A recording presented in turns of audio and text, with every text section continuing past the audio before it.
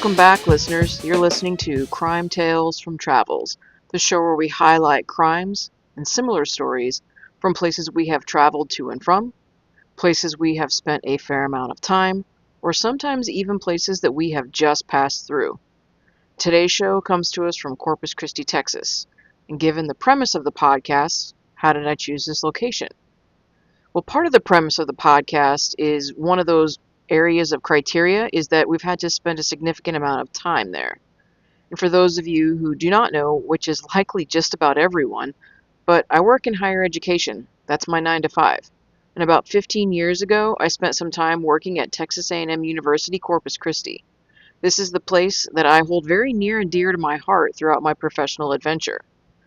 But this is where our case comes to us from today. I am your host, Kimberly Rotet, and today we have the story of the mysterious tragedy of Caleb Harris, a TAMU-CC student who disappeared without a trace for 4 months. However, when his remains were found, there are still so many remaining questions, and a family and a community certainly hoping for answers. Before we dive in, I just want to say a couple of things. Please don't forget to subscribe to this podcast on Apple or Spotify, and follow us on Instagram by searching Crime Tales from Travels. If you appreciate the research and the storytelling that goes into podcasting and feel compelled to support our efforts, then you can do so by finding us on Patreon by searching Carrot Productions. Also note, Crime Tales from Travels is a podcast from the Carrot Productions network. And just as another note, as we ease into this particular story, this is one that's still fresh, and I am positive this is one that is still hurting a family and a community. My intent is to never be disrespectful, but in a certain way, kind of keep someone's name out there, keep people talking about it. And if I can retell a story and do so, and do just that, then gosh, I hope that that can provide some continuity or continued effort throughout this investigation. But today we're going to delve into the case of Caleb Harris, a Texas A&M University-Corpus Christi student whose disappearance and tragic death left an entire community in shock and grief. Caleb went missing without a trace, and it took 4 long months before his body was found. His body was lying at the bottom of a 40-foot well, a wastewater substation to be exact. And that just really wasn't too far from campus. Today we're going to explore the timeline, the investigation, some of the facts about the autopsy, where the case stands today, and try to touch on some lingering questions about this case. And as we do so, we certainly acknowledge and respect there are a lot of lingering questions, both from law enforcement and the family. We tell this story or retell this story with a healthy respect for those questions and the ones asking them. And honestly, more than anything else, we hope for peace for the family and the loved ones Caleb left behind. But again, if we can keep his name somehow out there in the world, keep people talking about it, then maybe this won't be something that goes on, these questions won't go unanswered for so long.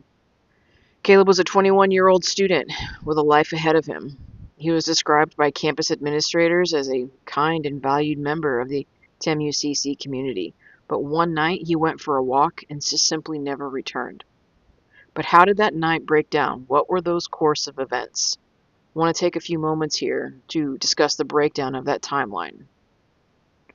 On March 3rd, 2024, in the evening hours, the investigation revealed that Caleb Harris played video games, like so many kids his age do. I'm in my mid-40s and still play video games, but I don't necessarily play them so far into the night. I don't have that kind of stamina anymore. But Caleb and his friends, they were playing video games at his off-campus apartment.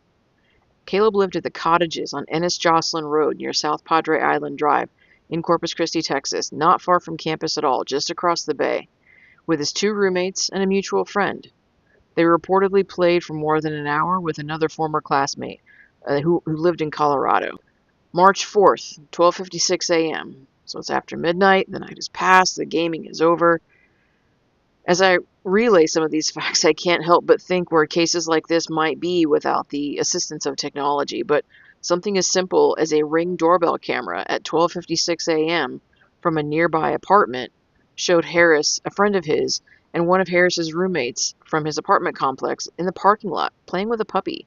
The puppy belonged to the girlfriend of one of his roommates. But according to Corpus Christi police, nothing appeared out of the ordinary with this Ring doorbell camera. Harris and these two other young men, they returned to the apartment after playing with a puppy. March 4th, 2:20 a.m. The second of Harris's two roommates told Harris that he was going to bed. Harris told the roommate he was going to order something via Uber Eats. It was a Sunday night, and he wanted to get some snacks for lunch the next day, or later on that day on Monday, when he was in class. March 4th, 2:44 p.m. Harris sent a Snapchat video to his younger sister.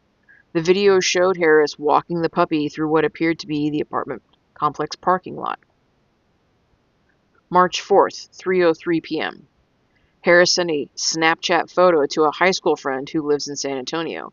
That photo showed a small bridge over what looked like a drainage ditch that was near the 1900 block of Ennis Jocelyn Road, and it was just a few hundred feet from the entrance to his apartment complex. March 4th, 3:12 a.m. Harris's cell phone shared the last known location with location data to the nearest cell phone tower at that time. March 4th, 3:20 a.m. The Uber Eats driver, the snacks that he ordered just a little bit ago in preparation for Monday classes, well, at 3:20 a.m., that Uber Eats driver delivered Harris's order to his apartment. The order was left outside the front door, as Harris had requested. Honestly, hours passed at that point. March 4th, 11 a.m., that same day, but just later on that morning. One of Caleb Harris's roommates found the Uber Eats order outside the front door and saw Harris's pickup truck parked in front of the apartment. Caleb's wallet and keys were also in the apartment, but his cell phone was missing. The roommates called the police and reported Harris missing. So that's the timeline of events for the evening of March 4th that we're working with. But the wee hours of the morning and then up to 11 a.m. when one of Caleb Harris's roommates found his Uber Eats order outside, saw that his truck was still outside, noticed that his wallet and keys were there, but his cell phone was gone, and Harris himself was nowhere to be found. And then they made that fateful call to the police. And that's really when the investigation began. Local law enforcement, they got to work immediately gathering information and ruling out suspects.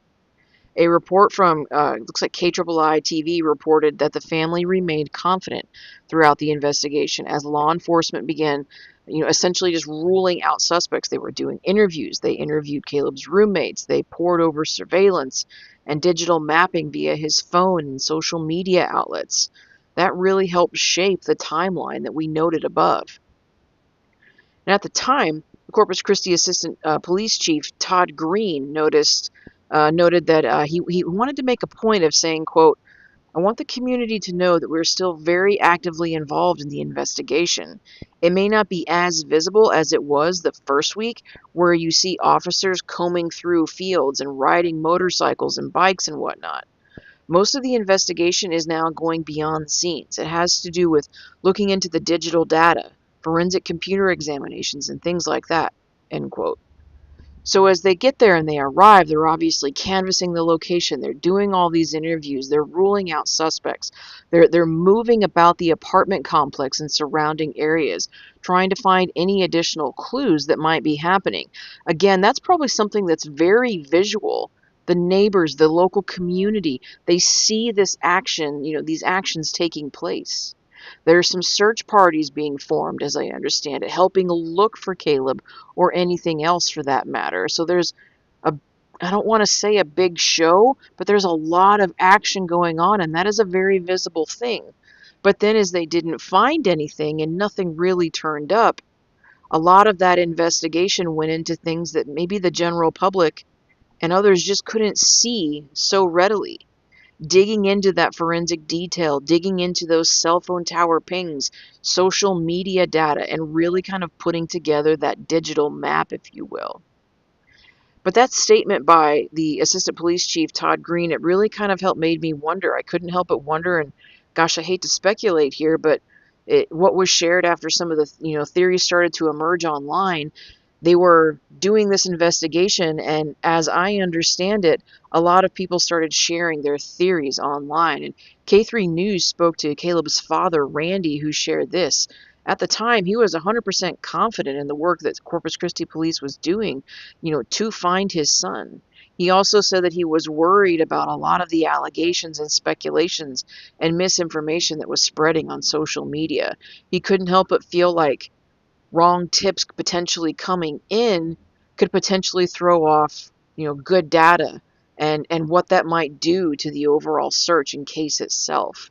That's probably something that I can't even imagine a family going through, something that was both hopeful or provided hope as well as being potentially counterproductive to the search at the same time. But face group theories, they had started to, emerge on social media, and law enforcement encouraged people to discuss details brought by law enforcement themselves and not necessarily from word of mouth from the community.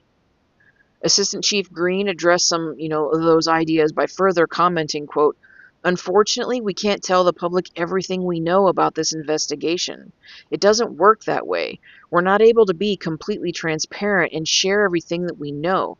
But we can very confidently say we have ruled out the roommates as having anything to do with this disappearance. His friends that he was communicating with that night over social media, we've ruled them out too. We've ruled out the Uber driver that made the delivery," end quote. So there's this investigation that's going on, and months and months and months pass, and there's really not a whole lot coming out. You hate to think about it this way, but when the police can't be, because they simply can't be, that forthcoming and that transparent, do we then as the community just kind of start speculating on our own? And, through the power of social media, now do we have a place to put that information and put those speculatory theories out there? I can't help but wonder if that might be what actually happened here. But 4 long months later, because months passed, and then there were the discovery of some remains. And after that 4 months, a city worker who was, they were conducting some maintenance at the wastewater lift station, they discovered the remains. The remains specifically were really kind of hard to determine. It was not a body anymore, as I understand it, but skeletonized remains. Specifically, DNA samples from those remains were sent to the University of North Texas for human identification. There was an analysis with Harris's parents' DNA. I don't know exactly, I had to look it up, what a sextillion times, but the remains were, quote, approximately 2.4 sextillion times more likely to be observed if the unidentified remains originated from the biological child of Caleb Harris's parents, rather than if the unidentified remains originated from some other unrelated individual at the time. So law enforcement, the medical examiner's office, and the DNA experts, if you will, at the University of North Texas, they had conducted all this research, and they had, come to the conclusion that these remains were the remains of Caleb Harris. And being that these remains were skeletonized, there's not a whole lot left to go off of for an autopsy. But an autopsy was conducted, and the official cause of death for Caleb was listed as, quote, undetermined. Let's try to break this down, though, if we can. Again, we don't always want to speculate, but can we maybe think a little bit about potentially how this might have occurred? Keeping in mind that I'm not that kind of doctor, but I do want to be able to utilize what we do know and just maybe wonder out loud here. But we know that a body, skeletonized remains, were found. But if we're being truthful about what was found, it was in such a, quote, advanced state of decomposition that there really wasn't skin or tissue or things like that remaining. It was just bones. Officials indicated that this was due to the advanced state of decomposition that they were not able to determine a cause of death. The medical examiner reported, Quote, while no significant traumatic injuries are identified, the condition of the remains could have obscured subtle injuries and or additional significant natural disease. The exact details leading up to the terminal event and death, end quote, remain unclear. I was reading an article, and I'll include, as I usually do, all the source material on the show note page, and you can find the show notes and a lot of the source material at www.cairoproductions.net. But I was watching a YouTube video. There's not a whole lot of information out about this case right now. There's a fair amount because it's still fairly recent, but there wasn't a whole lot posted on YouTube or in podcast form just yet. But one of the videos that I found, and it actually kind of brought up something kind of really interesting, that noted that that location of that last Snapchat that he sent was over a bridge, and it was less than about 500 yards to what ended up being this grassy, high grass. You know, if we do the research and do some reading, then we know that that night of March 4th was one of the foggiest nights thus far in the year, and he was out walking, and people noticed at one point that there was this manhole that the top of it was ajar. Workers found it later after Caleb had disappeared, and they even checked into that manhole, and if I'm not mistaken, where that manhole would lead to, which was eventually that substation where Caleb's remains were found, but he hadn't been found at that point. But that cover of that manhole was knocked off, and if it's dark, if it's 2, 3 a.m. and somebody's out walking in this field and the tall grass is there and it's foggy and there's a well essentially with the top of it knocked out of place, you kind of can't help but wonder at that point, is that potentially how this potential accident might have occurred? You know, there are still an awful lot of questions that unfortunately just don't have answers yet. But where this case remains today, as of August 2024, Corpus Christi police are not viewing the case as a homicide. According to Assistant Chief Green, that's really just for one reason. And part of that reason, you know, some of the things we'd already talked about, several of those articles indicated that what police found, they just didn't find evidence of foul play. Also, a lot of the articles from the source material that I found indicated that the family claims that Caleb's death was not an accident. That's not what they believe. So clearly, what the family believes and what law enforcement believes at this point, clearly there seems to be some differing, perspectives, if you will. I haven't really been able to find anything concrete about why the family claims that the death was not an accident, but Corpus Christi police does have a comment.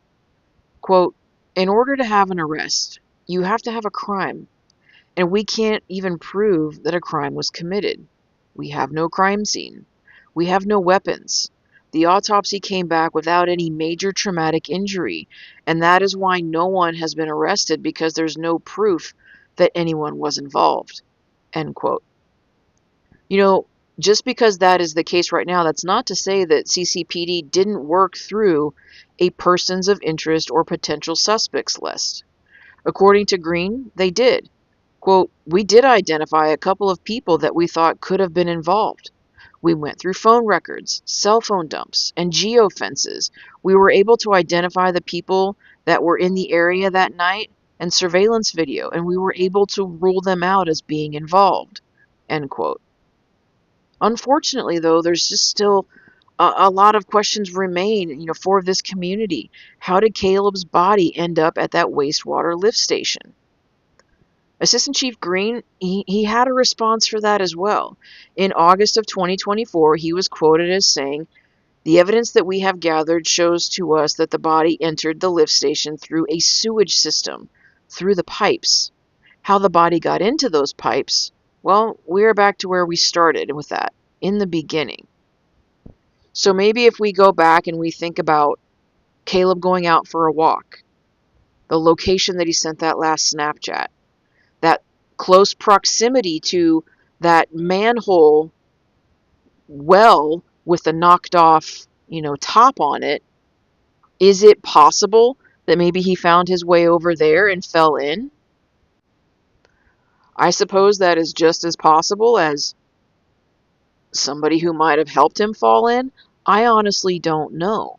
But Corpus Christi police believe that because of the proximity to where he was when he sent that last Snapchat, to the location of that well with the insecure top of the manhole, that manhole was maybe 15 inches or so. I'm sorry, 15 feet deep and about 25 inches in diameter. Caleb was about 180 pounds. He probably could have fit and fell down that hole if he hadn't seen it. But it seems really pretty clear that from the location of that last Snapchat, in proximity to that manhole that had the loose cover on it, given the tall grass, given the fog, given the fact that police exhausted some resources in terms of a suspect list and had to rule people out and didn't have anything else to go on, combined with the fact that when the remains were found, there wasn't evidence of foul play. All of these factors coming together, I feel, shows that this is just where Corpus Christi police, theories are going with this particular situation, that it was just a tragic accident. Now, again, that is different from what the family is, understanding or believing at the moment. So while the police aren't sure how Caleb made his way to that manhole, it does seem that this is the theory that they're going with in terms of this tragic accident. As of now, it's to my understanding that Corpus Christi police, they still meet weekly with the Harris family to discuss the case in general and any new pertinent updates. This particular case was really sad for me, not just because it's a tragic case and just really sad no matter how you look at it. And really putting it into perspective, a young man with the rest of his life in front of him is no longer with us.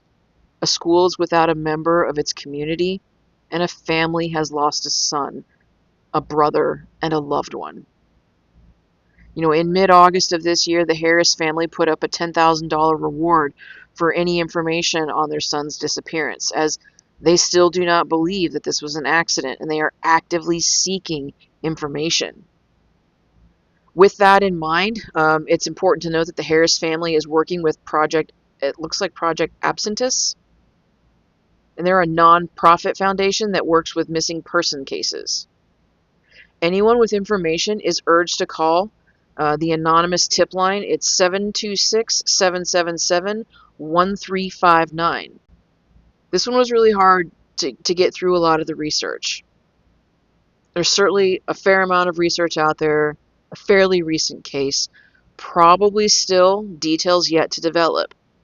Maybe we'll have an opportunity as the investigation continues to evolve and some sort of additional resolution might be found, that we'll be able to do an update on this case. But what we know for sure is that our hearts go out to Caleb's family, friends, and loved ones, to the A&M Corpus Christi community who lost a valued member of their community, and to the city itself, because it was city workers who found this young man, and that can't be an easy thing to have experienced either. All these serious notes in mind, though, I do thank you for tuning in. Please note that Crime Tales from Travels is a KRO Productions network podcast. Please be sure to like this podcast wherever you listen to your podcast. You can also find the show notes for this as well as some additional resource material. We will be sure to link the phone numbers for the tip line and things of that nature. You can find that at KROProductions.net. Until next time, stay curious, stay safe, and remember that sometimes the truth can be stranger than fiction.